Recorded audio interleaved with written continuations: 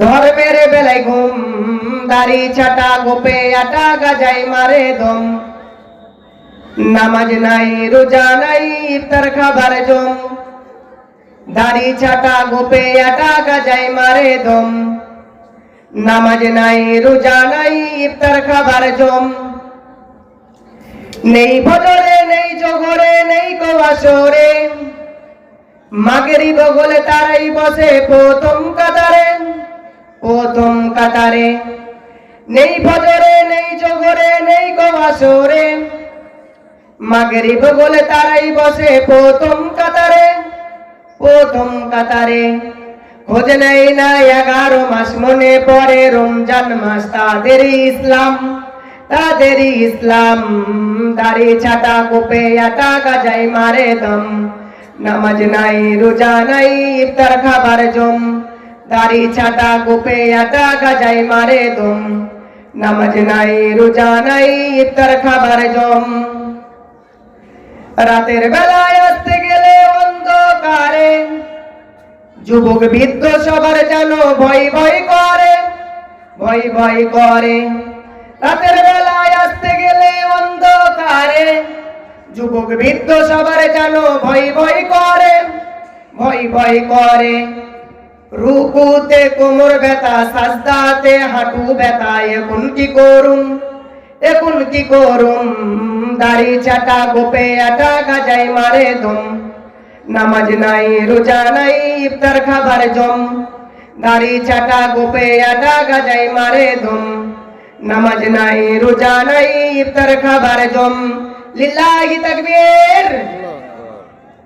বাজার একবারে নিউ না, এত নিউ না বাজার হলে চলবে না বক্তৃতা করা। বক্তৃতা আমি করবো না, তো বক্তৃতা আপনারা করবেন।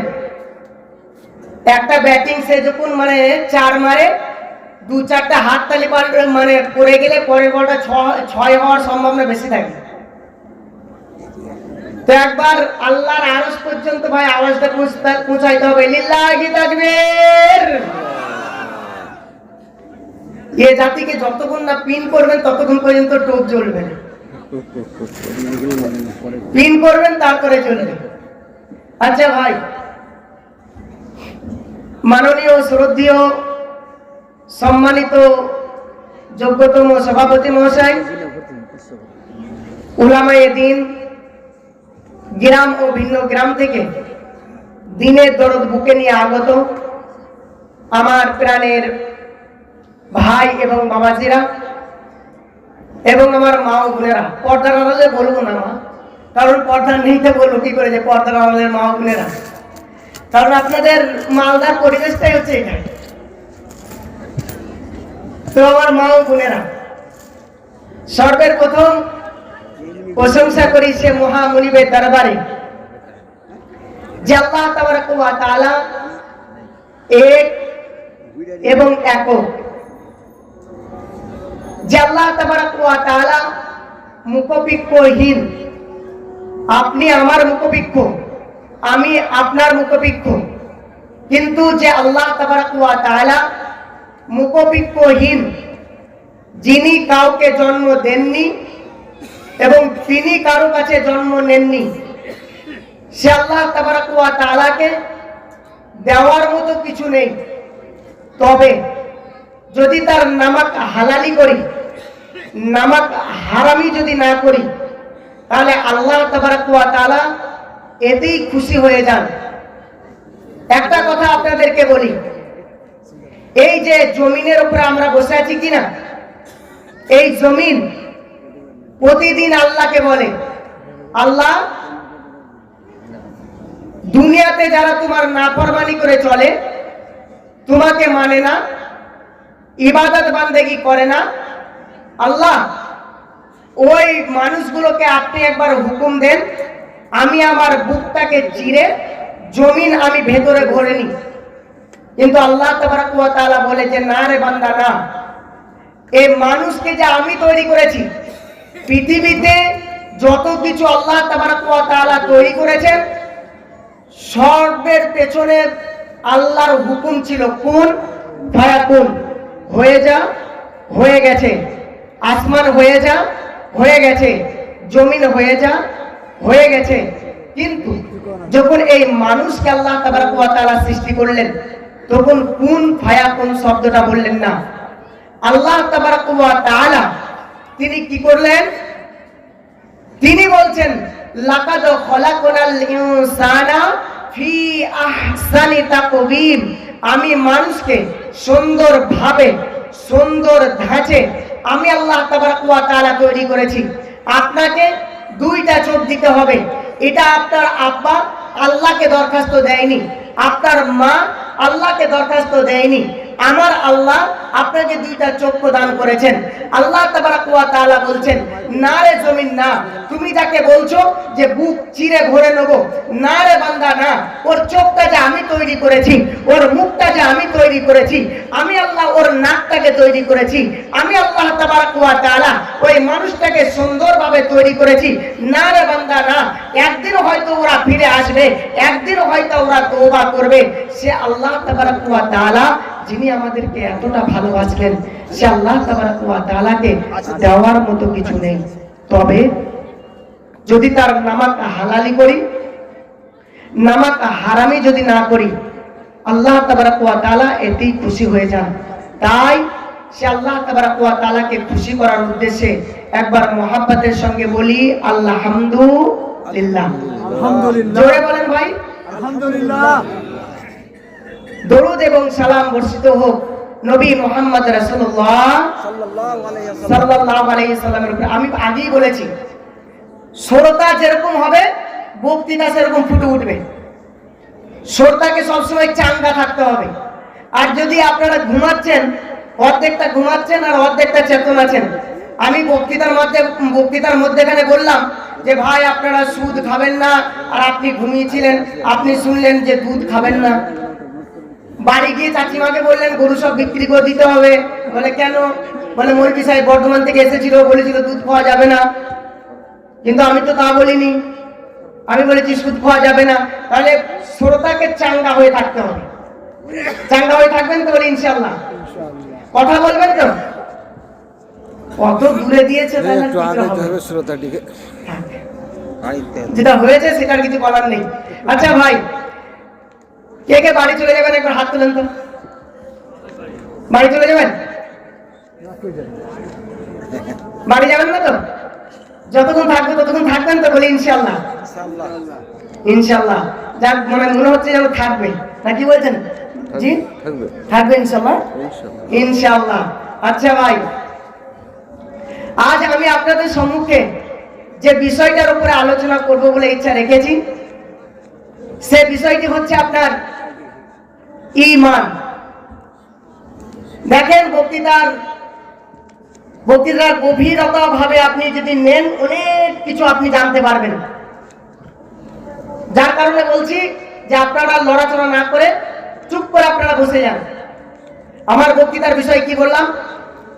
ঈমান। কি আছে? বুবা লোগলি জালসা হয়েছে। আমার বক্তৃতার বিষয় কি বললাম বলেন? এই দেখেন, স্বামীর নাম সবাই জানে, ওকে বলে রাখে কেন, নাকি? তো বক্তৃতার বিষয় হচ্ছে ঈমান। তো এই বিষয়ের উপরে বক্তৃতা রাখতে গিয়ে আমি দুই দিক থেকে দুইটা জিনিসকে আপনাদের সামনে তুলে ধরব। পিলারের ন্যায় দুই দিক থেকে আপনার দুইটা জিনিসকে তুলে ধরব। একটা হচ্ছে, বইটার নাম হচ্ছে গল্পের মাধ্যমে জ্ঞান, আর একটা হাদিস থেকে। এই দুটাকে আগে পিলারের মতো তুলে নেওয়ার পরে আমার মেন বক্তৃতাতে যাব। মাননীয় সুধী মণ্ডলী, সর্বপ্রথম যেটা বলছি সেটা হচ্ছে গল্পের মাধ্যমে জ্ঞান। বইটার নাম কি বললাম? গল্পের মাধ্যমে জ্ঞান। ভোজপুরি সাহেব আপনাদেরকে কিছু জিজ্ঞাসা করেনি মনে হয়, আপনারা চুপচাপই শুনছিলেন। আমি এমন একটা বক্তা, আমি নিজে বকবো, আপনাদেরকেও বকিয়ে নেবো। অত খেপা নূর আলম নয় যে চুপ করে আপনারা বসে থাকবেন, ও চলবে না। আমার কাছে ভাই কথা বলতে হবে। তো যেটা আপনাদেরকে বলছি, যে বইটা থেকে আমি এখন আপনাদেরকে তথ্যটা দিতে চাইছি, গল্পের মাধ্যমে জ্ঞান। কথাটা নেন, এর ভেতরে জ্ঞান আছে। একজন রাজা উজির আর তার মন্ত্রী, এই তিনজন একটা পার্কে বসে আপনারা হাওয়া খাচ্ছেন, উদ্যান বাগানে বসে আপনারা হাওয়া খাচ্ছেন। এমন সময়তে এক বেটা ধুবা, ধুবা বোঝেন আপনারা? জি, ধুবা যারা জামা কাছে, ওই এক বেটা ধুবা সে তার গাধাকে সুন্দর করে গোসল করিয়ে জামা কাপড় পরিয়ে টানতে টানতে তিনি নিয়ে যাচ্ছেন হাটে বিক্রি করবে বলে। রাজার চোখে পড়ে গেছে। রাজা ডেকে বলে, এই বেটা ধুবা, তুমি এই গাধা কোথায় নিয়ে যাবে? বলে, হুজুর সংসারে বড় অভাব করে গেছে, তাই এই গাধাটাকে নিয়ে চললাম হাটে বিক্রয় করব বলে। তা বলছে, তোমার এই গাধা বেচে তোমার সংসারের অভাব অনটন দূর হবে? তা বলছে, কি বলেন কি হুজুর, এ গাধা যেমন তেমন গাধা নয়। বলছে, কেন রে? বলছে, এ গাধা খুব দামি গাধা। বলছে, কেন? বলছে, যদি আপনি মক্কা মদিনা যান তাহলে আপনার 1-1.5 লাখ টাকা খরচা হবে। বলছে, তা হবে। 1-1.5 মাস আপনার ব্যয় হবে। বলছে, তা হবে। বলছে, আমার গাধাটা এমন গাধা, যদি কোনো ব্যক্তি এই গাধার উপরে চাপে দিনে 5 বার, তো 5 বারই মক্কা মদিনা দেখতে পাবে। রাজা বলে, বিশাল ব্যাপার, গাধার উপরে চেপে মক্কা মদিনা দেখা যাবে? তখন শর্ট শর্ট মানে গাধার উপরে চেপে দেখি। তারপরে, না হুজুর হবে না। বলছে, কেন? বলছে, এর জন্য আবার শর্ত আছে। বলছে, গাধার পিঠে চাপবো তার আবার শর্ত? বলছে, হ্যাঁ, গাধার উপরে চাপবেন তার আবার শর্ত আছে। বলছে, কি শর্ত? বলছে, জিন্দগিতে তার ভেতরে 3টে পাপ থাকলে হবে না। বলছে, কি কি? পরের মাল ছিনিয়ে নিয়েছে এরকম ব্যক্তি হলে হবে না, পরের মাল মেরে খেয়েছে এরকম ব্যক্তি হলে হবে না, মা বাপকে ভাত দেয় না এরকম ব্যক্তি হলে হবে না, তারপরে মিথ্যা কথা বলেনি এইরকম ব্যক্তি হতে হবে। তখন রাজা পিছিয়ে আসছে, মন্ত্রীকে বলছে, মন্ত্রী তুমি চাপো তো। বলছে, হুজুর চাপার আগে আবার একটা শর্ত আছে। বলছে, চাপার আগে আবার কি শর্ত রে? তা বলছে, উজু করতে হবে, গোসল করতে হবে, আর বিসমিল্লাহ বলে গাধার উপরে চাপতে হবে। যদি গাধার উপরে চাপে তাহলে আর এই 3টে পাপ যদি তার ভেতরে না থাকে তাহলে ওই ব্যক্তি মক্কা মদিনা দেখতে পাবে।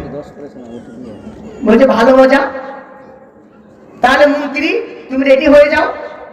মন্ত্রী উজু করলো, গোসল করলো, বিসমিল্লাহ বলে গাধার উপরে চাপলো।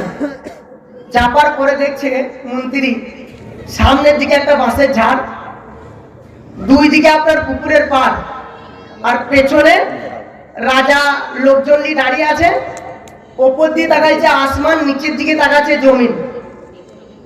মন্ত্রী মনে মনে ভাবছে, যদি আমি বলি মক্কা মদিনা দেখতে পাচ্ছি না বা দেখতে পাচ্ছি না, তাহলে আমাকে বলবে তুমি কতজনের মাল তুমি মেরে খেয়েছো, আর জিন্দগিতে কত মিথ্যা কথা তুমি বলেছো, আর তুমি আমার মন্ত্রী আর তুমি মা বাপকে ভাত দাও না, তাহলে তো বিরাট মুশকিল হয়ে যাবে। ও মনে মনে মানে একটা কৌশল অবলম্বন করলো। কি? রাজামশাই বলছে, কি হে মন্ত্রী, মক্কা মদিনা কেমন দেখছো? তা বলছে, হুজুর আমি মক্কা মদিনা এত সুন্দর দেখছি, ওই কাবা করে গিলাফ যেটা আছে ওটা নড়ছে, আর ওখান থেকে শীতল হাওয়া আসছে, আমি একটু হাওয়া নিচ্ছি। বলে, তুমি নেমে যাও। মন্ত্রী নেমে গেল। এরপরে চাপলো কে? উজির। উজির চাপার পরে মক্কা মদিনা দেখছে মনে হয়, না কি বলছেন? মক্কা মদিনা দেখছে। উজির উঠার পরও সে তাই দেখছে। সামনের দিকে আপনার বাঁশের ঝাড়, 2 দিকে আপনার পুকুরের পাড়, পেছনে রাজা দাঁড়িয়ে আছে, ওপর দিকে তাকাচ্ছে আসমান, নিচের দিকে তাকাচ্ছে জমিন। এবারে রাজা জিজ্ঞাসা করছে, কি ব্যাপার উজির, কেমন দেখছো? বলছে, হুজুর আপনার মন্ত্রী কি দেখেছে? বলছে, মক্কা আর মদিনা দেখেছে। বলছে, ওই দেখেন আমি মক্কা দেখতে পেয়েছি, আর ওই দেখেন মদিনা। মক্কা মদিনা দেখার পরে ওই দেখেন বাইতুল মুকাদ্দাসটাও দেখতে দেখতে পাচ্ছি। রাজা মশাই বলছে তাড়াতাড়ি নাম, নাইলে আল্লাহর আরশ পর্যন্ত দেখে নেবে। এরপরে পালাকার, জি পালাকার বলেন, রাজা। রাজা মশাই উঁচু করলো, গোসল করলো, উঁচু গোসল করার পরে ওই গাধার উপরে চেপেছে। গাধার উপরে চাপার পরে বলে সুবহানাল্লাহ। সামনের দিকে তাকায় দেখছে মানে সেই বাসে যা, আর দুই দিকে পুকুরের পার। রাজা মানে লোকজন পেছনে দাঁড়িয়ে আছে, আসমান জমিন। রাজা মনে মনে ভাবে, যদি উজির দেখলো, মন্ত্রী দেখলো, আমি যদি এখন বলি যে না মক্কা মদিনা আমি দেখতে পাচ্ছি না, তাহলে বলবে কি রাজা মানে কত যে মৃত্যু আর কতজনের মাল যে এর লুণ্ঠন করে নিয়েছে, ওর পিঠে মুড়া দিয়ে মানে বিচার করব আর এ দেশ থেকে অন্য দেশে পাঠিয়ে দেব। মাননীয় সুধী মন্ডলী, রাজা মশাই বলছে, ওই গাধা জিজ্ঞাসা করছে, গাধাওয়ালা ধুবা জিজ্ঞাসা করছে, রাজা মশাই কেমন দেখছেন মক্কা মদিনা? তা বলছে কাবা ঘরটা রং করেছে নাকি বল দেখিনি। বলছে কেন? ওটা রং করে না হুজুর, ওটা হচ্ছে আপনার কালো গিলাপ চাদরটা চাপানো আছে। বলছে ও তাতেও তো চকচক করছে। বলছে নামবেন না? বলছে না রে, একদিন জমজমের পানি দিতে আসছে, একটু নি।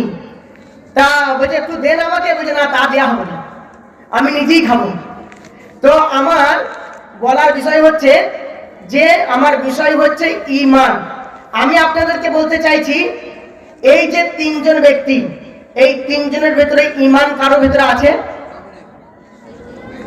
গাধাওয়ালার ঈমান আছে, উজিরের ঈমান আছে, মন্ত্রীর ঈমান আছে, একজনেরও আপনার ঈমান নেই।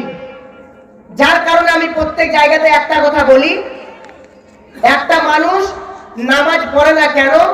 তার ভেতরে ঈমান নেই। একটা মানুষ রোজা রাখে না কেন? তার ভেতরে ঈমান নেই। একটা মানুষ দান খয়রাত করে না কেন? তার ভেতরে ঈমান নেই।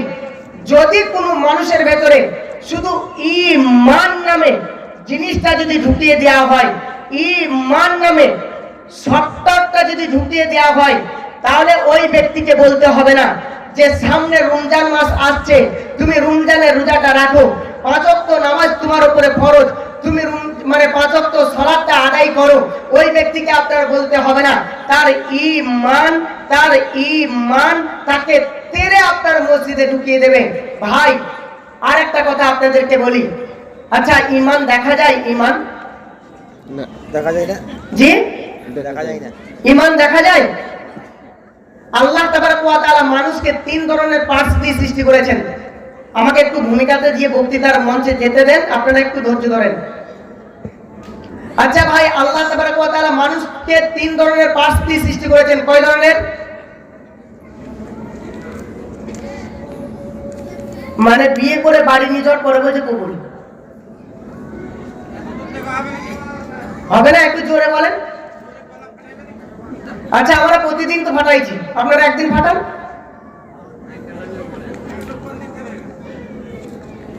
আচ্ছা বেশ, একটু মানে কথা বললে বলতে ভালো লাগে। আল্লাহ তাবারক ওয়া তাআলা মানুষকে 3 ধরনের পার্টস দিয়ে সৃষ্টি করেছেন। একগুলো হচ্ছে আপনার বাহ্যিক, আর দুইটা হচ্ছে আপনার আভ্যন্তরিক। আল্লাহ তাবারক ওয়া তাআলা মানুষকে বাহ্যিক ভাবে যেগুলো দিয়ে সৃষ্টি করেছেন, চুল, আপনার মোচ, দাড়ি, হাত, পা, কান, নাক, চোখ ইত্যাদি, এইগুলো আপনার বাহ্যিক ভাবে আল্লাহ তাবারক ওয়া তাআলা মানুষকে দিয়ে সৃষ্টি করেছেন। আর দুইটা হচ্ছে আপনার আভ্যন্তরিক। দুইটা আভ্যন্তরিক। একটাকে যদি আপনি কাটেন, চেরেন, ফাড়েন, তাহলে আপনি দেখতে পাবেন। দেখেন তো, যে আপনাকে যদি ফেরে দেওয়া হয়, আমার বুকটাকে যদি ফেরে দেওয়া হয়, তাহলে দেখতে পাবেন কি না? যদি আমার বুকটাকে এখন যদি চিরে দেওয়া হয়, ফেরে দেওয়া হয়, তো দেখতে পাবেন আমার বুকের ভেতরে কলিজা আছে, হাড় আছে, হাড় আছে। আপনার এই জিনিসগুলো দিয়ে আল্লাহ তাবারক ওয়া তাআলা মানুষকে সৃষ্টি করেছেন। আর একটা পার্টস দিয়ে আল্লাহ তাবারক ওয়া তাআলা সৃষ্টি করেছেন, যেটা যদি আপনি চিরে দেন, ফেরে দেন, পা থেকে নিয়ে মাথা পর্যন্ত যদি টুকরা টুকরা টুকরা টুকরা টুকরা টুকরা যদি বানিয়ে দেন, তবুও পর্যন্ত সেই জিনিসগুলো দেখতে পাবেন না। অথচ প্রত্যেকটা মানুষের ভেতরে আছে, শুধু আছে নয়, 100% আছে। দেখেন তো, আপনাকে আমি বলতে চাইছি এই জিনিসগুলো প্রত্যেকটা মানুষের ভেতরে আছে কিনা? রাগ প্রত্যেকটা মানুষের ভেতরে আছে, কান্না প্রত্যেকটা মানুষের ভেতরে আছে, হিংসা প্রত্যেকটা মানুষের ভেতরে কম বেশি আছে, ঈমান প্রত্যেকটা মানুষের ভেতরে কম বেশি আছে, ভয় প্রত্যেকটা মানুষের ভেতরে আছে। কিন্তু আপনি যদি আমাকে বলেন আপনার রাগটা কেমন, আমি ওইভাবে দেখবো যেভাবে আপনার চুলটাকে দেখছি, তাহলে এটাকে দেখানো সম্ভব নয়। যদি আপনি বলেন যে আপনার ভয়টা, আপনার ইমানটা, ওইভাবে দেখবো যেভাবে বুকটাকে ফেলে দিয়ে কলিজাটাকে যেভাবে আপনার দেখা যাচ্ছে, ওইভাবে আপনার ইমানটাকে দেখবো, তো আপনার দেখতে পাওয়া যাবে না। কিন্তু কম বেশি সকলেরই ভেতরে আপনার ঈমান আছে। আর এই ঈমানটা যদি কোনো মহিলার ভেতরে, কোনো পুরুষের ভেতরে যদি ঈমানটা যদি ঢুকে যায়, তো তার সমস্ত সবকিছু আপনার ঠিক হয়ে যাবে। যার কারণে আমাদেরকে স্বর্গের প্রথম ঈমানটা আমাদের ভেতরে নিয়ে আসতে হবে। মাননীয় সুধী মণ্ডলী, হে বাবুক ভেবে দেখো, হে বাবুক ভেবে দেখো, এ বসে নিরালায় শান্তি কেন নয় রে দুনিয়ায়। হে বাবুক ভেবে দেখো, হে বাবুক ভেবে দেখো, এ বসে নিরালায় শান্তি কেন নাই রে দুনিয়ায়। খাঁটি মুমিন নাই গো দেশে, মুসলিম বেড়াই কাফের বেশে, কথাবার্তা ব্যবহারে এ বেদিনে বোঝা যায় শান্তি কেন নাই রে দুনিয়ায়। হে বাবুক ভেবে দেখো, হে বাবুক ভেবে দেখো, এ বসে নিরালায় শান্তি কেন নাই রে দুনিয়ায়। নামাজ রোজা কেউ করে না, সত্য কথা কেউ বলে না, নামাজ রোজা কেউ করে না, সত্য কথা কেউ বলে না, মিথ্যা আর চুগলখড়ি করিয়া বেড়ায় শান্তি কেন নাই রে দুনিয়ায়। হে বাবুক ভেবে দেখো, হে বাবুক ভেবে দেখো, এ বসে নিরালায় শান্তি কেন নাই রে দুনিয়ায়।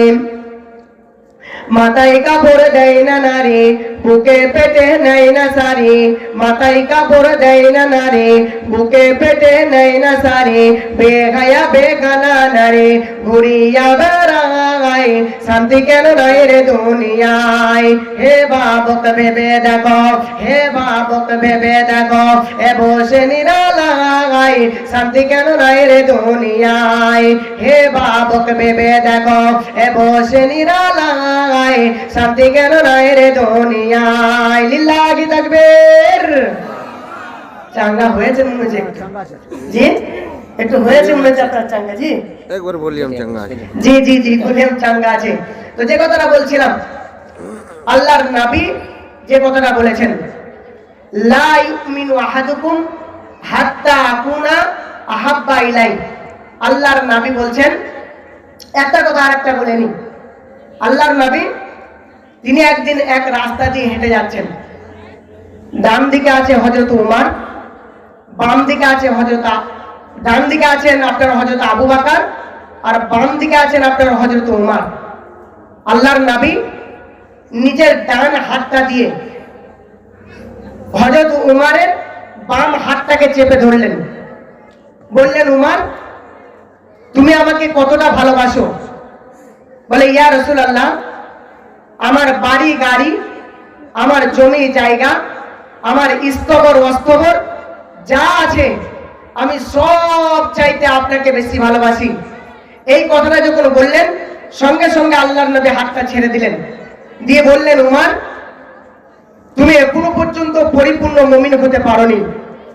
হযরত উমর তিনি প্রথমত খেয়ে গেলেন, বললেন, ইয়া রাসূলুল্লাহ, আমি কি করলে পরিপূর্ণ ঈমানদার হতে পারবো, কি করলে পরিপূর্ণ মুমিন হতে পারবো?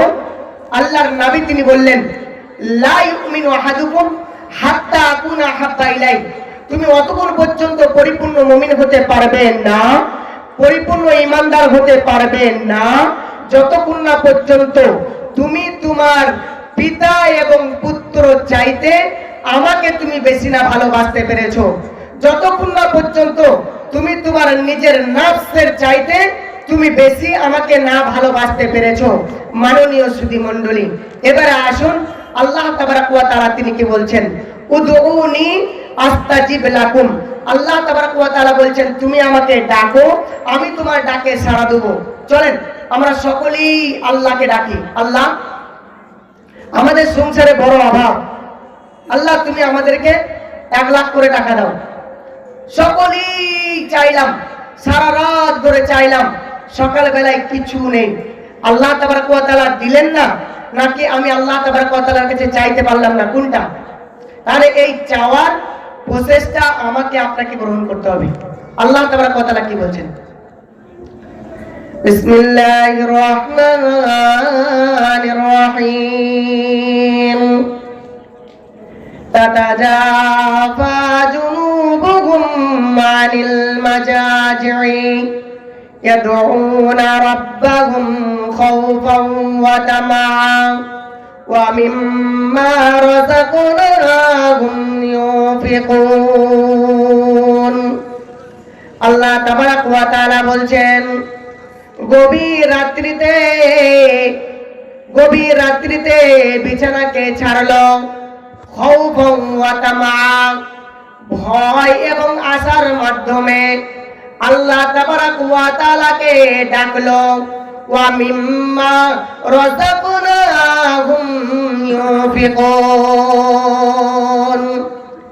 এবং সে তার রুজি থেকে ইনফিকুন মানে দান করলো। ভাই, ভয় এবং আশার মাধ্যমে আল্লাহকে ডাকতে হবে। এই ভয়টা আজ আমাদের কাছে আছে না চলে গেছে? নেই আমাদের কাছে, আমাদের কাছ থেকে চলে গেছে। আগেকার যুগে মাস্টারদেরকে দেখে ছাত্ররা ভয় করতো, কি করতো না? করতো। আলেম উলামাদেরকে দেখে সাধারণ মানুষ সম্মান করতো, ভয় করতো, কি করতো না? আব্বা মাকে দেখে সন্তান ভয় করত। এই ভয়টা আপনার চলে গেছে। যেতে যেতে কোথায় গিয়ে পৌঁছেছে জানেন? এখন একই ক্যাতার ভেতরে স্ত্রী আর স্বামীকে ভয় করে না। স্বামী স্ত্রীকে ভয় করা তো দূরের কথা, ঘুরিয়ে আবার স্বামী স্ত্রীকে ভয় করে না। কি বলছেন? নাহলে তো গোলমাল হয়ে যাবে। এই লোকগুলো বলছে না, চালাক লোক আছে, দেখে বললেই তো ধরা পড়ে যাবো না। কি বলছেন? তো এই ভয়টা যেতে যেতে কোন জায়গায় গিয়ে পৌঁছেছে জানেন? মানে এখন বান্দা পর্যন্ত বলছে আমি আল্লাহকে ভয় করি না। মাননীয় সুধী মণ্ডলী, আচ্ছা একটা ফতোয়া দেন। আপনারা চুপ করে বসে আছেন, মুখটা খুলবেন, একটা ফতোয়া দেন। আচ্ছা, চা হালাল না হারাম? ফতোয়া দেন তো একবার। জি, চা হালাল না হারাম? একটু জোরে বলেন। হালাল। আচ্ছা, যদি বাঁ হাতে খাওয়া যায় সেটা হালাল হবে? হারাম হবে? সিগারেট হালাল না হারাম? যদি ডান হাতে খাওয়া যায়, ডান হাতে গেলে হালাল হবে না? হারাম হবে। আচ্ছা, অনেকে দেখবেন চায়ের দোকানে চা খায়, চাটা হচ্ছে হালাল জিনিস, সেটা ধরবে দেখবেন বাম হাতে, আর সিগারেটটা হারাম জিনিস, সেটা ধরে আপনার ডান হাতে। বাঁ হাতে একটা চায়ের চুমুক নেই, আর ডান হাতে দেখবেন একটা সিগারেট। আপনারা সুকটান বুঝেন? সুকটান বুঝেন? সুকটান দেখবেন, মানে একটা চোখ বন্ধ করে দিয়ে আপনার টানটা মারবে। অনেকে হয়তো বলবেন, মৌলানা সাহেব আপনি খেয়েছেন? আমি না খেলাম তো দেখেছি রে বাবা।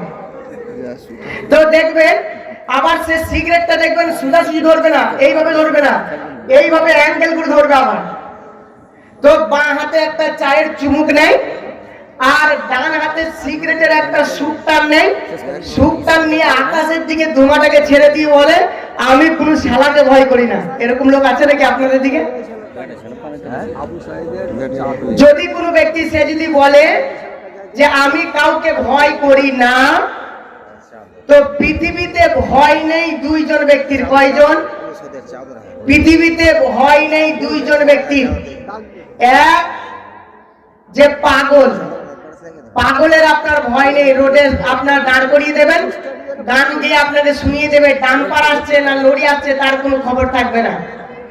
আর নাম্বার দুই শিশু, যে নাবালক, একটা মার্বেল দেবেন, মুখে দেবে। বিস্কুট দেবেন, মুখে দেবে। বীজ দেবেন, মুখে দেবে।